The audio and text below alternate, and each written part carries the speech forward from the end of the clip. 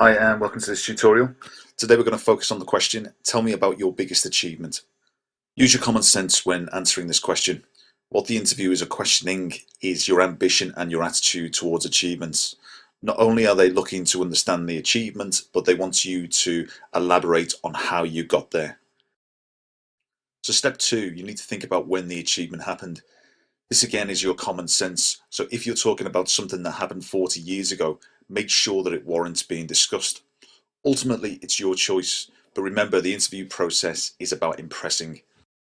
So there are two ways of answering this question.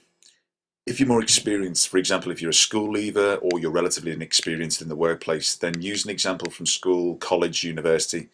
For example, it may be a sporting achievement, winning a medal. It could be that you've set up a charity, you've broken a record, you're inspiring people. It could be that you've created a school production or a play.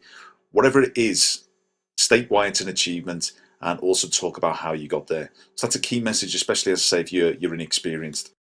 If, however, you're more experienced and you're applying for a more senior role, so say for example if it's a management position, it's a significant increase in salary, then it'd probably be expected that you'd use an achievement within the workplace. For example, it might be that you've turned a team around that was really failing. It might be a project that was worth millions that was miles behind its projected completion date, and you've somehow managed to again turn that round, to rectify it, to improve and to deliver. There are a whole host of reasons that would be expected to be discussed in terms of your biggest achievements.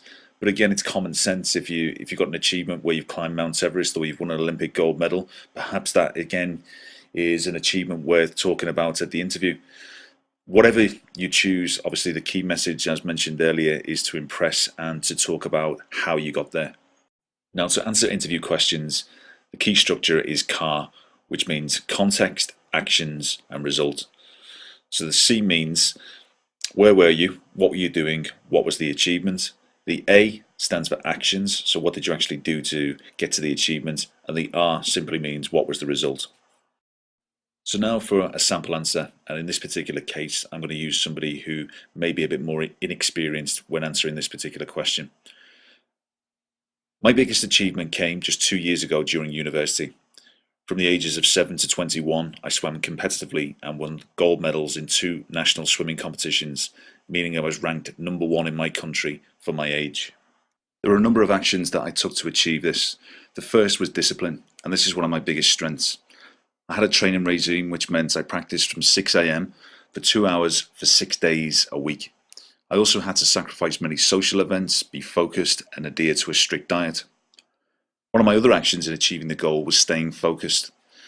I did this by reviewing analysis of my technique, and I would review video feedback with my coach and look for areas for improvement. For example, when diving, turning, and swimming, and then I would persist until I achieved my goal. The third of my actions in helping me achieve was working as a team.